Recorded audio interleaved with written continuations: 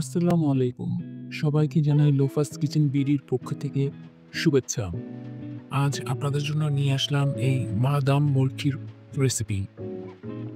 এই বাদাম মুরগির রেসিপি যে কতটা জনপ্রিয় সেটা আর কি বলবো। ছোটদের কথা তো বলার প্রয়োজনই নেই। খুবই পছন্দ করে। তো ভাবলাম আজ এই মিষ্টি খাবারটাই আপনাদের সাথে শেয়ার করি। তাহলে দেখে নেওয়া যাক এই বাদাম মুরগি তৈরি করতে কি উপকরণ লাগছে। প্রথমেই লাগছে চিনি ১ কাপ, বাদাম ১ কাপ। বাদাম এখন রোস্ট করে নিয়েছি আমি ভালো করে। তাহলে এখন আসল মূল রান্নায় চলে যাই। এখানে ফ্রাই প্যানটা আমি চুলাতে বসিয়ে দিয়েছি। দিয়ে দিলাম চিনি। চিনিটা দিয়ে একটু হালকা নেড়েচেড়ে দিতে হবে এবং এই সময় চুলার আঁচটা থাকবে মিডিয়াম টু হাই স্পিডে। হাইয়ের থেকে একটু কম। আর খেয়াল রাখতে হবে চিনিটা যাতে নিচে দিয়ে লেগে না যায়। তাহলে কিন্তু চিনিটা পুড়ে যাবে, তখন আর খেতে ভালো লাগবে না। তখন মুরগিটা তেতো লাগবে। তার জন্য বারবারই একটু নেড়ে দিতে হবে হালকা হাতে। আপনারা খেয়াল করলে বুঝতে পারবেন যে আমি কিভাবে হালকা হাতে নেড়ে দিচ্ছি। এভাবে নাড়তেই দেখবেন চিনিটা নিচের থেকে গলে আসছে। তখন এটাকে একটু হালকা উল্টে-পাল্টে দিতে হবে। আর ভিডিওটা আমি মাঝখান থেকে একটু কাট করে দিচ্ছি, কারণ যদি পুরো প্রসেসটা দেখাতে যাই তাহলে অনেক বড় হয়ে যায় ভিডিওটা। এই দেখুন চিনিটা গলে আসছে। আমি আবারও এটাকে উল্টে-পাল্টে দিচ্ছি। আর ভিডিওটি ভালো লাগলে অবশ্যই একটা লাইক করে দেবেন এবং সাবস্ক্রাইব করে পাশে থাকবেন। পাশে থাকা বেল আইকনটি অবশ্যই প্রেস করে দেবেন। আমি নতুন ভিডিও আপলোড করব। তাহলে আপনারা সহজে নোটিফিকেশন পেয়ে যাবেন। আর আপনাদের একটা লাইক, কমেন্ট, সাবস্ক্রাইব আমার এই নতুন ভিডিও করার অনুপ্রেরণা যোগায়। একটা ভিডিও করতে অনেক কষ্ট হয়, অনেকটা সময় লাগে। সেই হিসেবে আপনাদের একটা লাইক, কমেন্ট খুবই একটা উৎসাহ বাড়ায় আমার এই নতুন ভিডিওগুলি করার। আর যদি আপনাদের কোনো প্রশ্ন থাকে অবশ্যই কমেন্ট বক্সে জানাতে পারেন।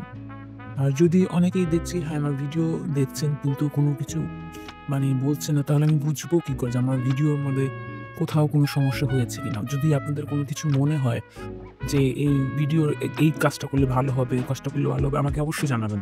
ইনশাআল্লাহ আমি সেদিকে খেয়াল দেব। তাহলে এখন দেখুন চিনিটা একদম গলে এসেছে।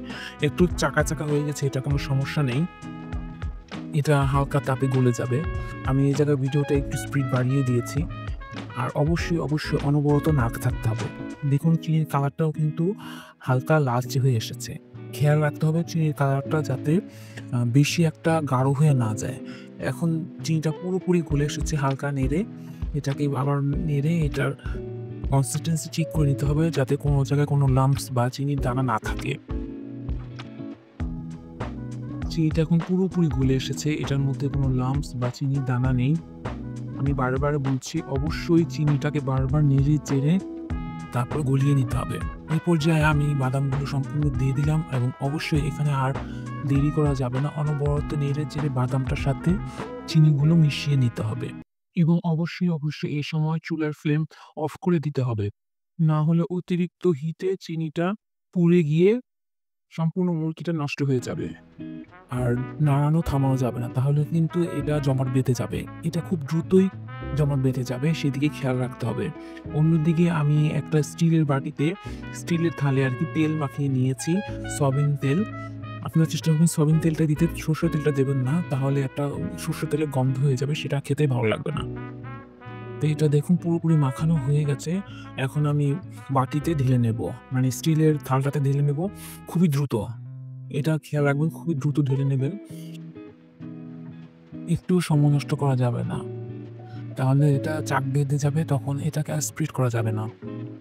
তখন চাক বেঁধে যাবে এটা। পাতলা যে একটা লেয়ার হয় সেটা করা যাবে না। এজন্য দ্রুত এটাকে এই থালটার মধ্যে স্প্রেড করে তখন এটাকে ঠান্ডা হওয়ার জন্য রেখে দিতে হবে এবং অবশ্যই সম্পূর্ণ ঠান্ডা হতে হবে। যদি ঠান্ডা না হয় তাহলে এটা নরম হয়ে যাবে, সেটা নষ্ট হয়ে যাবে। দেখুন এটাকে আমি দ্রুত স্প্রেড করে নিচ্ছি। এখানে ভিডিওটা আমি একটু টেনে নিয়েছি, স্পিড বাড়িয়ে দিয়েছি। আপনারা আপনাদের প্রয়োজন মতো করে নেবেন। এখন এটাকে রেখে দেব ঠান্ডা হওয়ার জন্যে। দেখুন আমার বাদাম মুরগিটা সম্পূর্ণ ঠান্ডা হয়ে গেছে। আর এটা যেহেতু তেল মাখানো ছিল খুব সহজে ছিঁড়ে আসবে থাল থেকে। তো এটা দেখুন, এটা যদি হালকা একটুখানি ট্যাপ করার পরও যদি এটা না ছাড়ে, তখন একটা চামিচ বা খুরচুন দিয়ে হালকা একটু সাইড দিয়ে খোঁচা দিলেই এটা আপনার উঠে আসবে। খুব সুন্দরভাবে উঠে আসবে। বেশি একটা কষ্ট করতে হবে না। এই দেখুন, সাইডে একটু দেওয়াতেই একটু ধাক্কা দেওয়াতেই এটা উঠে এসেছে এবং মাশাআল্লাহ মুরগিটা খুবই সুন্দর হয়েছে। মানে খুবই গ্লসি এবং ক্রাঞ্চি হয়েছে এবং পুরোপুরি শক্ত হয়ে গেছে। তো এটাকে আমি একটু ভেঙে নিচ্ছি আমার সাইজ অনুযায়ী। আপনারা চাইলে আপনাদের পছন্দ অনুযায়ী ভেঙে নিতে পারেন কতটুকু রাখতে চান। আমি ছোট, ছোট টুকরো করে ভেঙে নিয়েছি।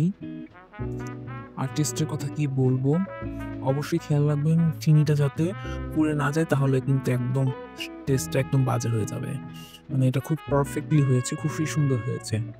কি বলবো? আপনারা বাসায় তৈরি করেও দেখতে পারেন। অবশ্যই বাসায় তৈরি করবেন। বাচ্চারা খুব পছন্দ করবে। আশা করি আপনারাও বাসায় তৈরি করবেন এবং আমাকে অবশ্যই জানাবেন কেমন হয়েছে। ধন্যবাদ ভিডিওটি দেখার জন্য।